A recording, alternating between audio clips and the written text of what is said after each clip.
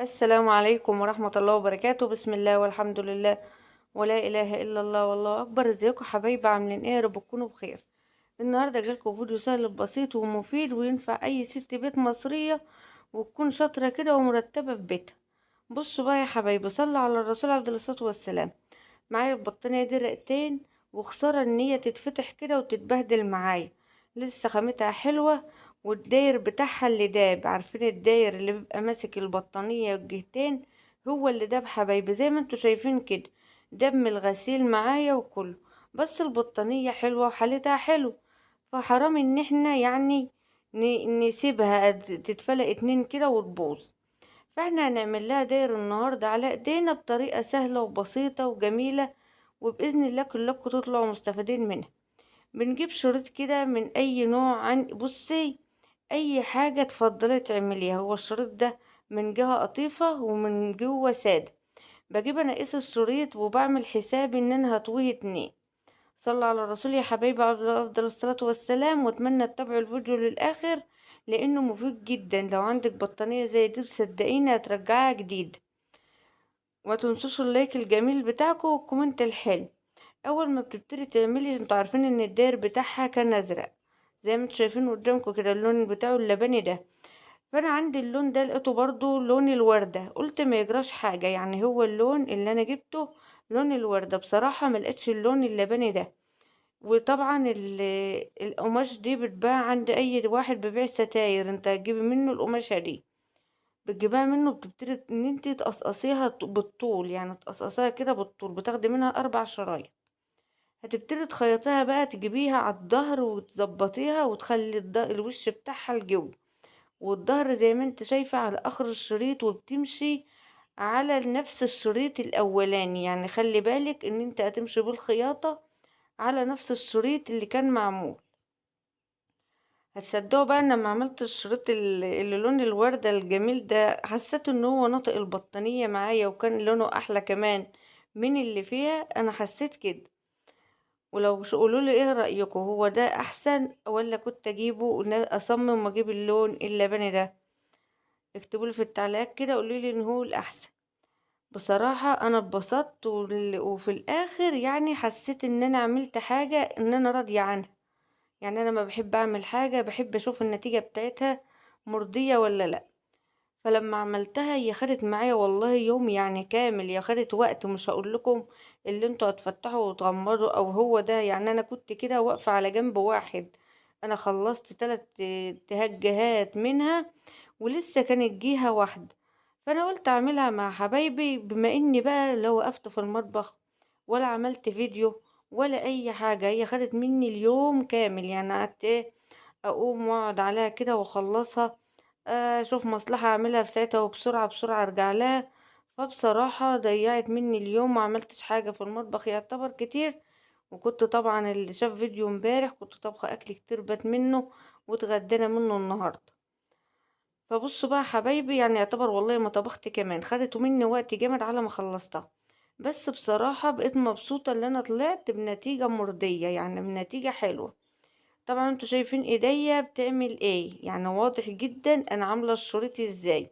انا بخيط الوقت الشريط على ظهره، وطبعا هو الوش مقلوب زي ما انتوا شايفين كده، عشان لما نيجي نعكسه الجهة التانية يبقى جبنا الشريط على وشه بالطريقة دي. ملكوش دعوة بإيد حموتي كميلة ده اللي جاي يشد مني الإبرة. اهو طبعا البيت فيه أطفال، بتقومي وتقعدي كم مرة، مش قاعدة عليها على طول، يعني بتاخد معاكي وقت. يعني احنا بصراحة الله المستعان. يعني انت تشوفي، يعني تخلي بالك برضو جنبك طفل ولا كده عشان الإبرة، حاولي ان انت تخلي بالك. بصوا بقى يا حبايبي، انا مش هعمل معاكم برضو الوقت كله، يعني بقول لكم هي بتاخد وقت بصراحة، من ناحية بتاخد وقت خدت مني وقت جامد، والله تعبتني. يعني انا عايزة ابصوا لايك وكومنت حلو منكم. شوفوا بقى تبقى ايه بالشكل ده. هاخد انا بقية الداير زي ما انتوا شايفين، وبعد كده اما اقلبها هوريها لكم. صلوا على الرسول يا حبايبي عليه افضل الصلاة والسلام. لو انتوا واضح لكم الداير بتاعها، والله كنت حاولت برضو خيطه لقيته برضو اتبهدل، هو ده من الغسيل. دايما لما بنيجي نغسل البطاطين بتاعتنا بتلاقي الداير من ماسك الايدين، من كده بيبقى وسخ معانا أوي، فبنيجي نغسل بنقِس عليه في الغسيل فتحسي إن هو بيدوب بسرعة. فأنا يعني لو سِبتها بصراحة والأولاد اتغطّوا بها هتتفتح اتنين، فخسارة يعني حرام، وهي بطانية لسه حلوة وخامتها نضيفة وحلوة. فأنتِ عشان خاطر حاجة بسيطة ما تبوّظيهاش، تقدري تعملي لها إعادة تدوير كده للداير بتاعها وتضبّطيها. والله أنا لفّيت علشان خاطر أجيب لها الداير نفس اللون اللبني اللي أنتم شايفينه الجميل ده أو أزرق لو أنتم حابين تقولوا عليه أزرق، بس بصراحة ما لقيتش نفس اللون، وأنا كنت حابة إن أنا أجيب لها قماش جامد من الحلو اللي هو بتاع الستاير الحلو ده الجامد، فلقيت اللون ده مناسب للوردة جدًا، يعني لقيته نفس الوردة لو بصيتوا هو نفس الوردة اللي فيها، قُلت ما هوش مانع يعني حلو، وبصراحة لمّا حطيته عليها كانت النتيجة مرضية وحلوة في الآخر. تعالوا بقى تابعوا الفيديو معايا كده وصلوا على الرسول يا حبايبي عليه أفضل الصلاة والسلام، واوعوا تنسوا الكومنت الحلو واللايك الجميل بتاعكم. أنا باحب أمّا أكون أعمل حاجة مفيدة إن أنا يعني أشرككم معايا فيها، يعني حابة إن أنتم تستفيدوا. أكيد إحنا ستات بيوت كلّياتنا عندنا البطاطين بالشكل ده. أنا خلّصت أهو، وبارجع أقوم قالبة بقى زي ما قُلت لكم هاقلبها، بس أمّا تيجي تقلبيها ما تخيّطيش من الطرف للطرف. طب ليه بقى يا أم سمير ما نخيطش من الطرف للطرف؟ لو خيطت من الطرف للطرف هتبرم معاكي، خلي بالك من المعلومة دي. هتيجي من الوسط بتاع البطانية وتبتدي تتني كده، يعني انت بصي كان الليل دخل علينا والإضاءة بصوا، يعني معلش بقى اهو.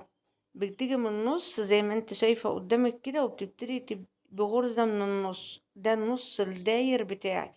لو جبته من الطرف على ما توصلي للطرف هتكون برمت معاك، هتحسي ان الخياطة برمت غصب عنك. انت ما انتش ترزي وما انتش بتعملي على مكنة، انت شغالة على ايدك حبيبتي. فيعني انت مش مكنة ان انت هتمسكي من الطرف والطرف والكر مرة واحدة، لا، ده انت لازم تجيبها من النص الاول علشان تقدري تتحكمي في التانية بتاعتها، لان انت هتتني معاكي بقى. يعني بصي انت هتقلبي وتتني الحرف. هو القماش ده ما بنسلش ولا حاجة حبايبي، بس حفاظا برضو على الداير وافضل حلو. هتجيبي كده الخياطة، بتجيبي انت شوفي من تحت كده لفوق وبتسحبي بحيث ان انت تشدي اهو. انا كان عندي الخط ابيض فهو كده كده بيغرز في طبعا الوبرة ما تبانش، يعني هو ما تبانش. ولو غرزة بانت منك انت بتعملي حاجة ببيتك، يعني بصي مش النتيجة حلوة، انا وريتها لكم اكتر من مرة، مش هتحسي بغرزة باينة. وبعدين هو الخط ابيض، وعلى فكرة هي متخيطة برضو بخط ابيض، فعادي مش شرط ان انت تعذبي نفسك. الخط ده بصراحة انا بحبه علشان خاطر هو تخين شوية سميك، فبيبقى لونه ابيض ما فيش الوان بصراحة. انما الخيط اللي هو الملون بيبقى ضعيف معايا ضعيف، وانا عايزاها تعيش، يعني انا بعملها وفي نفس الوقت عايزاها تعيش معايا، فبدور على نوع الخيط اللي هو يبقى بصوا جامد، يبقى جامد معايا اهو يا حبايبي. شوفوا انا بجيب ازاي اهو، شوفوا الشكل بقى في الاخر هيبقى عامل ازاي، يعني هتبقى نتيجة مرضية معاكي. بصوا بقى انا خلصت اهو، والطرف معايا اهوتي. تعالوا بقى اكمل النص التاني. انا قفلت الطرف، هقفل معاكم الطرف التاني علشان خاطر حبايبي اللي يعرفوا برضو يقفلوا الطرف ازاي اهو.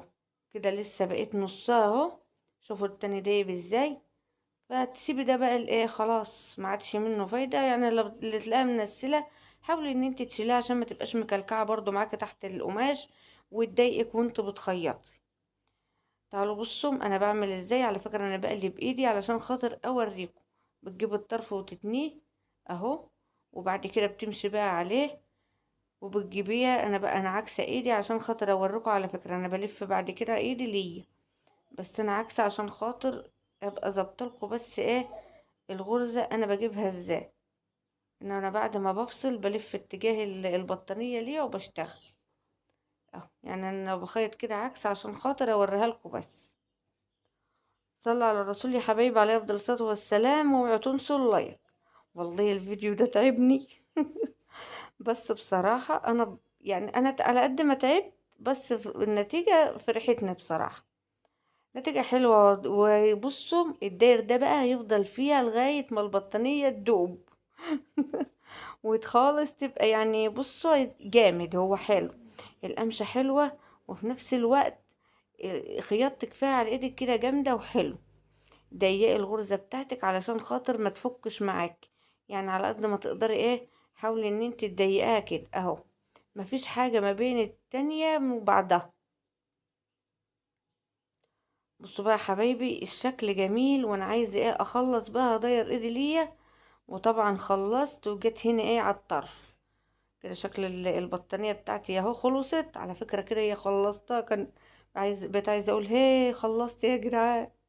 شوفوا بقى اهو، بتيجي بقى على البوز بتاع الطرف بتاعك وبتقفليه مع بعض، لازم تقفليه كويس. وعلى فكرة لما تيجي تعملي وانت بتعملي الشريط بتاعك، حاولي تسيبي فيه زيادات ما تجيبيش. شوفوا الخيط بعكسني، هو الخيط اتعنقل وانا بفكه. انا كنت هبطت خالص بصراحة، كنت جات لي الاخر كده زهقت وهبطت، بس قلت اخلص برضو معاكم واوريكم انا عملتها ازاي اهو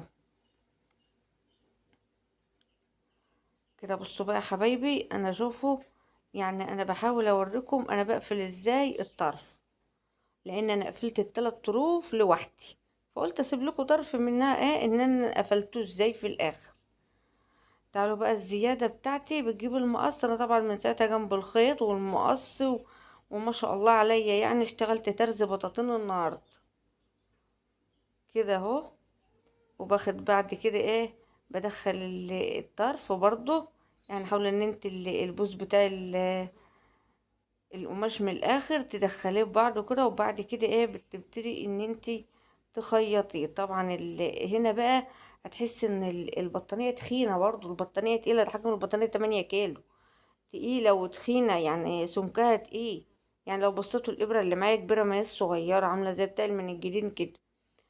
يعني خيطي بقى فيها تغرزي البطانية الإبرة، عايزة ان انت تغرزيها في حاجة، تغرزيها في البطانية برضو عشان صوابع. لو ضغطت بايديك صوابعك هتوجعك ومش هتعرفي تدخليه. ببوس بقى الإبرة وببتدي ان انا ادخل البواس كده بتاع الطرف معايا، وبعد كده بقوم مقفلاه. يعني حاولي ان انت كده وتقفليه بقى اهو. ببتدي بقى اقفل، لازم تقفليه عشان خاطر هو عمره ما ينسل معاكي، بس ما تقفليه هيبقى في نفس الوقت شكله حلو، يعني هو يبقى شكله حلو اهو. الفتلة عملت معاكي زي ما بتعمل معايا كده، فكيها براحتك. يبقى رجعنا وقتنا النهاردة في البطانية، ولا طبخنا ولا عملنا بس خلصنا حاجة كان لازم نعملها. طبعا الجو كل مدى برد وهحتاج اطلعها، فانا قلت والله قبل ما نتغطى انا كنت عيناها غسلاها معاكم برضو في فيديو، اللي ما شافش الفيديو غسيل البطاطين هيلاقيني غسله البطانيه دي معاكم. فانا قلت والله قبل ما نتغطى هطلعها نحمصها، وفي نفس الوقت نعمل لها الداير بتاعها علشان خاطر ما تفكش معايا وتبوظ وتتبهدل خسار. بص بقى تعالي بقى ضم الابواز على بعضها اهو كده بقى الطرفين مع بعض، بحاول ان انا اغرزهم مع بعض كده اهو كده بقى، عمرها ما تفك معاكي وفي نفس الوقت شكلها جميل جدا اهو. حاولي تضغطي الابره في البطانيه، ما تضغطهاش بصبعك، لان صوابعك هتوجعك لو اردت قوي كده. والله انا صوابعي وجعتني من الابره برضو. بصوا بقى ادي الداير بتاع البطانيه بصراحه تحفه اهو، نفس الورده اللي فيها. حبيت اوريكم الورده برضو، وده الطرفين اهو مع بعض. شوفوا بقى جميع دي الاربع طروف بتاعتها اهو، ما شاء الله شكله حلو. والبطانية شكلها بقى تحس ان هي بقت جديدة، بدل ما كانت بصوا منسلة ومبهدلة، واللي يشوفها يقول ده قديمة، وهي مش قديمة، ده جميلة لسه. بطانية 8 كيلو، خسارة انني يعني فرط فيها، ما شاء الله عليها. واللي وصل معايا لحد كده ما ينسانش في اللايك والشير وفعل الجرس عشان يوصلكم كل جديد من مطبخ فتحية فايد. واتمنى الفيديو يكون سهل وبسيط ويعجبكم النهاردة. والسلام عليكم ورحمة الله وبركاته. اوعوا تنسوا اللايك حبايب قلبي. فيديوهات سهلة وبسيطة لستات البيوت المصرية. طبعا انتوا عارفين ان انت لازم تحافظي على حاجتك.